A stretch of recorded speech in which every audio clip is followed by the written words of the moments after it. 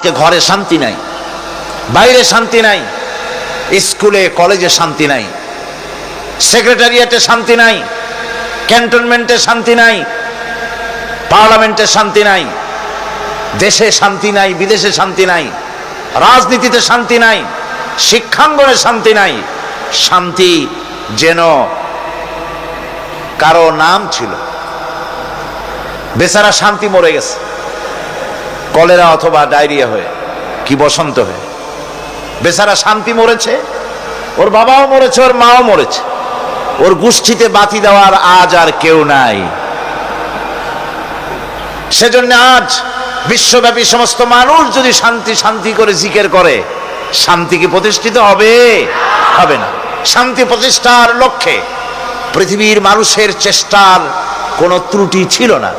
সব রকমের প্রচেষ্টা করেছে পৃথিবীর বড় বড় দার্শনিক, বড় বড় চিন্তাবিদ, বুদ্ধিজীবী। তারা চেষ্টা করেছে পৃথিবীর মানুষকে শান্তি দেওয়ার জন্যে। এই শান্তির জন্য পুঁজিবাদীর খপ্পর থেকে, পুঁজিবাদের শোষণ থেকে, পুঁজিবাদের নিগ্রহ থেকে বাঁচার জন্য তৈরি হয়েছিল সমাজতন্ত্র। সেটি ছিল আরো মারাত্মক। এই সমাজতন্ত্র থেকে বাঁচার জন্য মানুষ পাগল হয়ে গেল। শেষ পর্যন্ত যুদ্ধ করে সমাজতন্ত্রের বিরুদ্ধে জিতে তারা মনে করলো অন্য কিছু একটা করলে শান্তি পাই নাকি। পুঁজিবাদ শান্তি দিতে পারল না, সমাজতন্ত্র শান্তি দিতে পারল না, জাতীয়তাবাদ শান্তি দিতে পারল না, ধর্মনিরপেক্ষ মতবাদও শান্তি দিতে পারে নাই। পেরেছে নাকি? পারে নাই। আমাদের বাড়ির কাছে আমাদের প্রতিবেশী দেশ ভারত, ওখানে সেকুলারিজম, ধর্মনিরপেক্ষ মতবাদ একটি প্রতিষ্ঠিত শাসনতান্ত্রিক সাংবিধানিক স্বীকৃত একটি মতবাদ। এ মতবাদ দিয়ে তারা দেশের জাতি, ধর্ম, বর্ণ নির্বিশেষে সকলকে শান্তি দেওয়ার লক্ষ্যে এই মতবাদটি তারা রেখেছিল তাদের সংবিধানে। আমার প্রশ্ন, 1947 সনে দেশ বিভাগের পর ব্রিটিশ থেকে একসঙ্গে দুটি দেশ স্বাধীন হলো, তদানীন্তন পাকিস্তান এবং ভারত ব্রিটিশ থেকে স্বাধীন হয়ে গেল।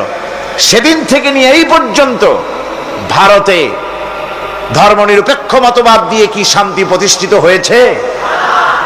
সেখানে কি সংখ্যা গরিষ্ঠ,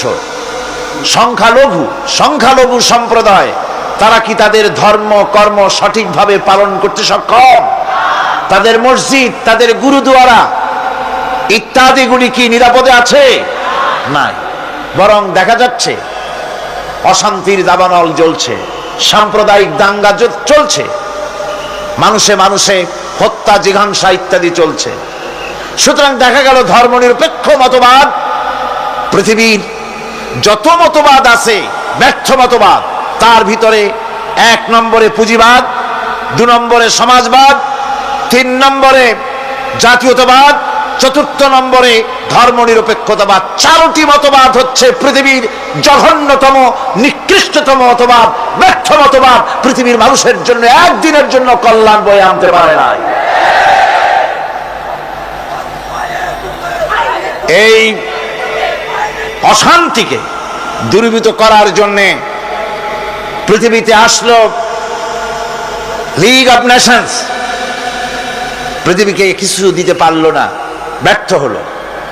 লিগ অফ নেশনসের ব্যর্থতার পর পৃথিবীতে আবার আবিষ্কার হলো, আবার তৈরি হলো, জন্ম নিল ইউনাইটেড নেশনস অর্গানাইজেশন, ইউএনও তৈরি হলো, আকওয়াম মুত্তাহিদা।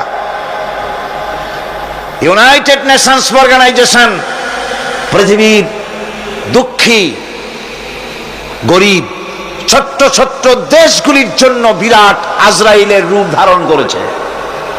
পৃথিবীর মানুষকে কোনো কল্যাণ দিতে পারেনি। পৃথিবীর মানুষের কাছে অস্ত্র বিক্রি করা, মানুষে মানুষে হানাহানি বাড়িয়েছে।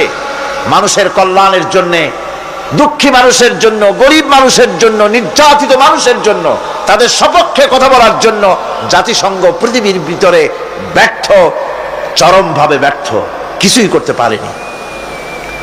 লিগ অফ নেশনস হলো, ইউনাইটেড নেশনস হলো, সেন্টো হলো, সিয়াটো হলো, ন্যাটো হলো, আসিয়ান হলো, শান্তি প্রতিষ্ঠার লক্ষ্যে আন্তর্জাতিক এবং দেশীয় বিভিন্ন রকমের সংগঠন হলো।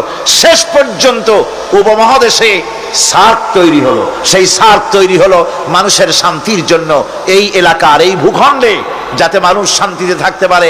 7টি দেশের রাষ্ট্র সরকাররা মিলিতভাবে প্রচেষ্টা চালালো যাতে করে পারস্পরিক প্রতিবেশী সুলভ আচরণ করে পরস্পরের প্রতি ভালো ব্যবহার সদ্ব্যবহার করে চলতে পারে। কিন্তু শেষ পর্যন্ত দেখা গেল সার্ক হয়ে গেল পুরা এলাকার মানুষের জন্য সার্ক। এটি হাঙ্গরে পরিণত হয়েছে।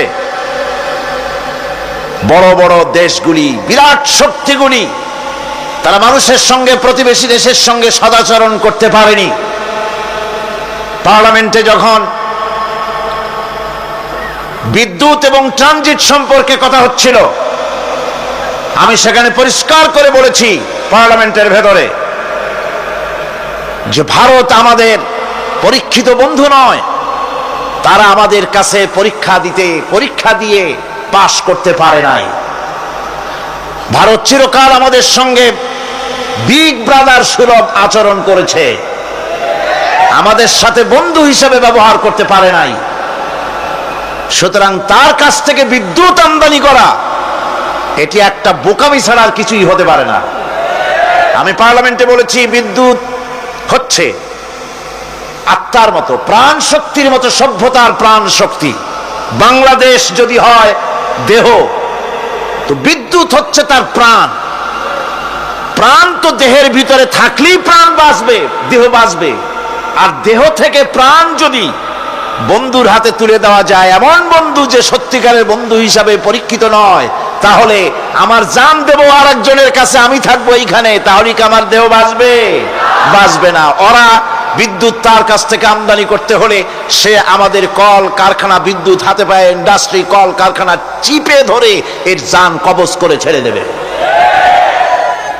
সুতরাং ওরা আমাদের বন্ধু, একসময় বন্ধুত্বের পরিচয় দিয়েছিল, আমাদের শরণার্থীদেরকে জায়গা করে দিয়েছিল। আমাদের দেশের 1971 সনে সেই যুদ্ধকালীন সময় ওরা আমাদের দেশের লক্ষ লক্ষ মানুষকে আশ্রয় দিয়েছিল, শরণার্থী শিবিরের আড়তদারির ব্যবসা করে নিয়েছিল।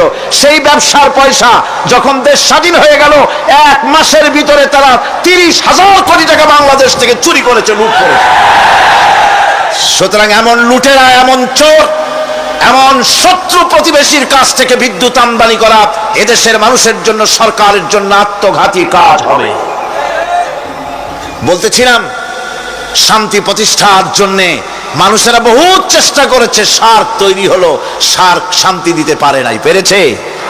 সার্ক পারে নাই, লিগ অফ নেশনস পারে নাই, ইউনাইটেড নেশনস পারে নাই, কেউ পারে নাই। শান্তি প্রতিষ্ঠা করেছিলেন জনাবে মুহাম্মদ রাসূলুল্লাহ সাল্লাল্লাহু আলাইহি ওয়াসাল্লাম। সেই শান্তি তিনি প্রতিষ্ঠিত করেছিলেন কি দিয়ে? কি দিয়ে? চিল্লায় বলেন, কে দিয়ে?